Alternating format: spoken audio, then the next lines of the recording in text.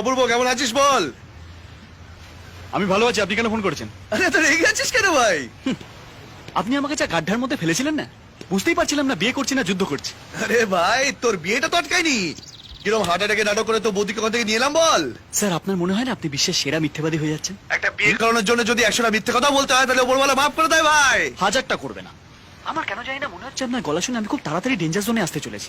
আরে ভাই তোর যাতে কোনো অসুবিধা না হয় তাই জন্য তোর বৌদিকে নিয়ে সোজা ব্যাংকক। Thailand, Mile End. কোথায় এসছেন? Bangkok, Bangkok. ওয়েলকাম। আমি ওখানেই আছি। কি বলছিস কি ভাই? কোন হোটেলে উঠেছিস? অসম্ভব, আপনাকে জীবনেও বলবো না, নাহলে দেখবো আপনি ওখানে।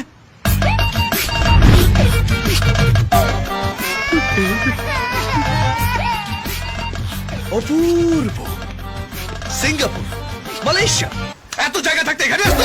সেখানে তো আপনিও যেতে পারতেন। আপনি আমায় বলেছিলেন যে আপনি ব্যাংককেই আসবেন, এই হোটেলে উঠবেন। শোন ভাই, হ্যাঁ বলুন। আরে এটা না, তুই তো আমার ছোট ভাইয়ের মতন। আমি কি বলছি, রিমা অনুষ্কাকে দেখে ফেলার আগে তুই এই হোটেল ছেড়ে চলে যা। সেই অপেক্ষা তো আমিও আপনাকে করতে পারি। আরে বুঝবার চেষ্টা কর, আমি হার্টের পেশেন্ট, মেডিকেল গ্রাউন্ডে এখানে এসেছি। বেশি শিফটিং ঠিক হবে না। স্যার, আপনি একটা কথা বোঝার চেষ্টা করেন। অনুষ্কার না এই হোটেলটা দেখেই পছন্দ হয়েছে।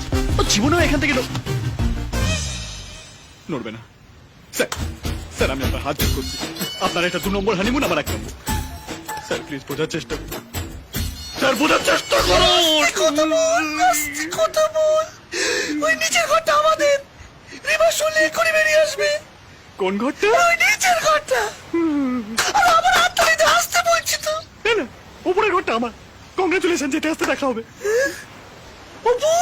অপূর্ব, আরে জয়দা, আপনি এখানে?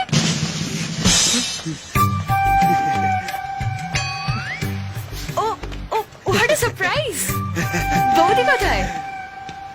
ও ওইটা ওইটা ওইটা, হ্যাঁ হ্যাঁ, ওর ওইটা খুব বেড়েছে তো তাই ওকে আর নিয়ে আসেনি। স্যার, এ? আমি আপনার পেছনে ধনু।